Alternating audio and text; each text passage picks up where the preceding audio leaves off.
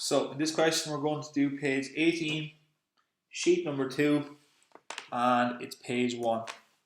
So yesterday in class we did embankments, today we're going to go through cutting. So the questions get a little bit harder now. So 10 metre vertical intervals, the proposed roadway rises from X to Y at a rate of 1 in 5. So that is the first time we've seen that. So if you think about it, it's rising at a rate of 1 in 5. So if you were walking along this road, for every 5 that you walk, it will get 1 metre higher. So we need to find a point along the roadway that we can work off of. So that's at 30. So the handiest thing would be to find out where 40 is. So if I walk 5, it goes 1. Walk 10, it goes 2, all the way along. So if I measure over here 50, if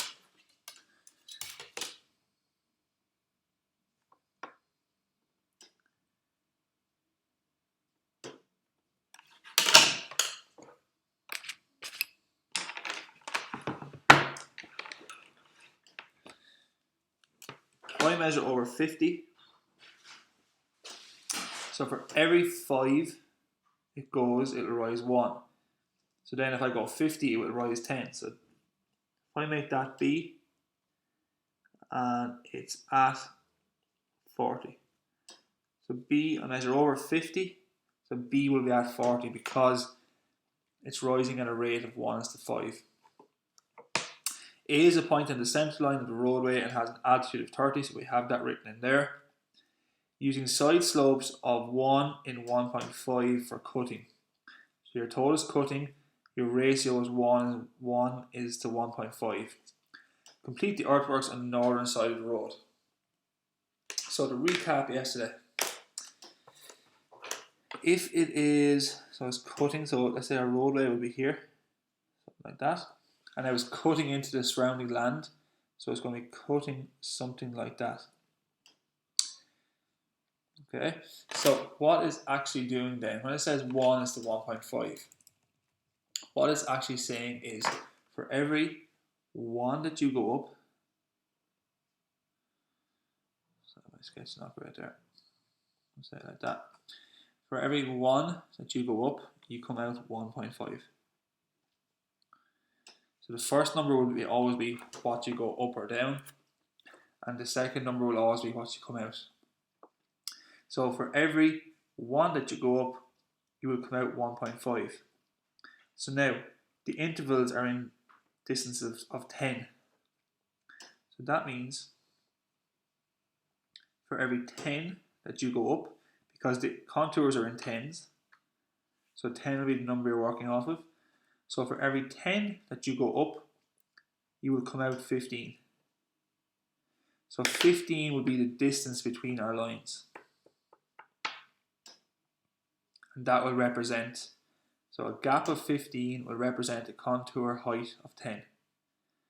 But we have a bit of work to do before that. So yesterday we looked at the insertion of a fill cone at the higher end of the road. But it's the very same process, except with cutting, your cone goes at the lower end of the road. So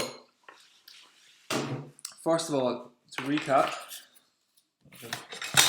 as we draw, we're going to extend out A, extend out B,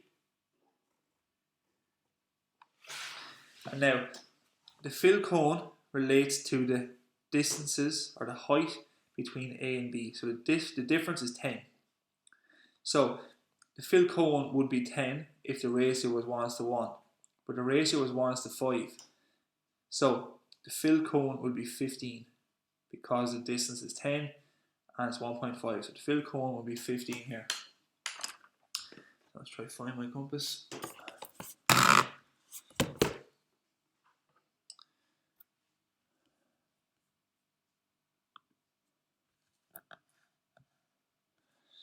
So we're going to draw a semicircle, radius 15,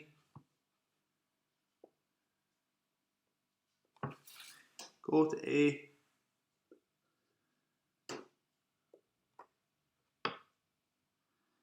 Swing a semicircle. I'll probably block the camera now.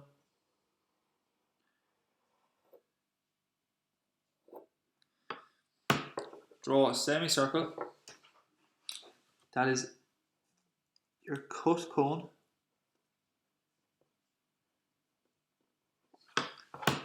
It's at 15, it's radius 15, because the height is 10 and your ratio is 1:1.5.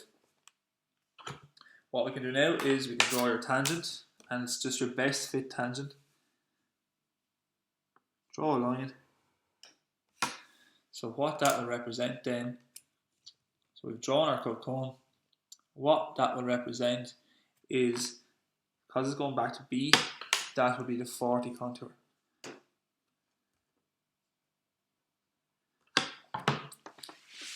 And now we do the same as always. But again, the ratio is different. So our distance that we step out will be 15. So that's 40. And we're cutting in, so it's going up the way. So 40, 50, 60. And we only need to go as far as 70. That's the highest. Use sliding set squares.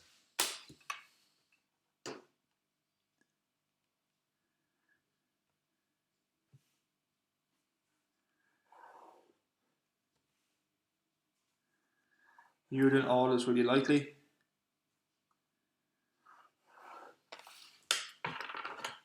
I'm going to label those 40, 50, 60, 70. Now we'll also need, because that's the road at 40 there, but also it gets lower here. So we'll have to go do our, so we had 40, 50, 60. So we'll have to maybe do 30 and do 20 as well, just in case.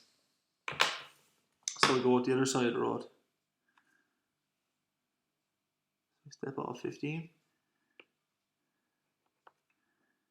And step off 15.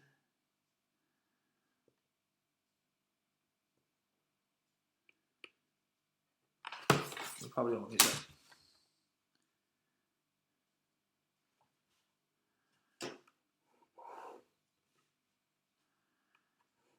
So that's your 30 and 20 contour. So now let's go and figure out where our contours cross.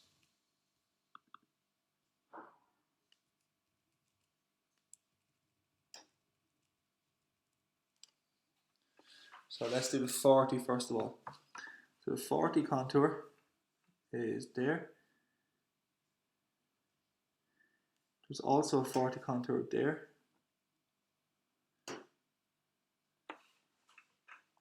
Let's go 50 next. So 50 is there. There's also a 50 there.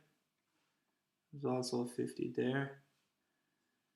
And that's okay for the moment. And actually there's one over here as well. Extend it on. There's a 50 contour just inside the road there. 60 contour, then we'll have 60 there. 60 is there as well. And there's a 60 there. 70, we'll have 70 there, there, and that's our only 70. Do we have a 30? So 30 is this one here, and 30 is there. That's the only 30, and then we actually won't need 20. We can put it in there.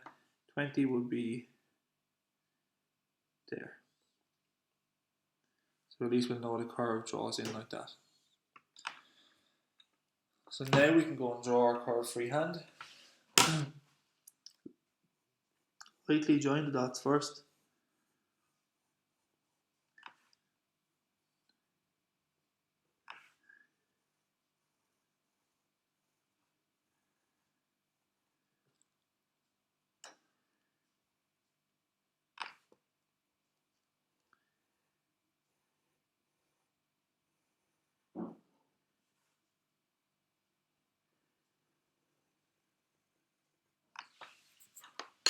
Once you're satisfied, then you can heavy it in. So I'll just do the marker here to show you clearly.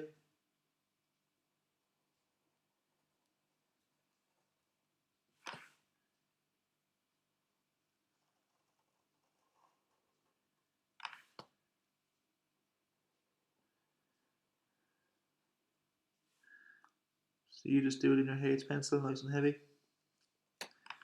So that is now the earthworks, and because it's cutting,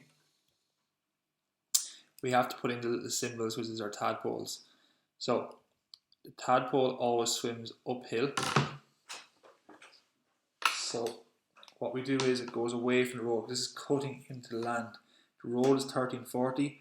The surrounding land is higher, so it's cutting in. So it'll be sloping away from the road.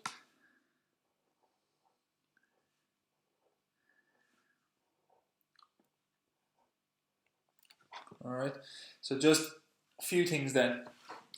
And it's the easiest way to remember it. Alright, for cut, your cone is at the low end of road.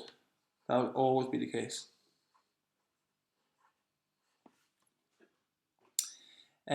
Also, right, tadpoles.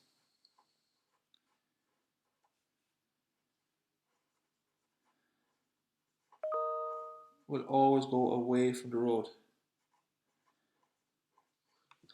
So that is just the handiest thing for you to remember. Alright? Your cut cone will always be at the low end of the road for cutting. Your tadpoles will always swim away from the road. Just to recap on the ratio is where students go wrong the most. Right? That's the most common mistake. So if you can kind of get down and understand the ratio and apply it to everything. So your ratio, even just if you can do the little sketch here like I've done, do that sketch and work out your maths along the side here. Alright, and it's actually good to show that because it shows what you're doing and it shows your understanding. Alright, so I'll stop the video there.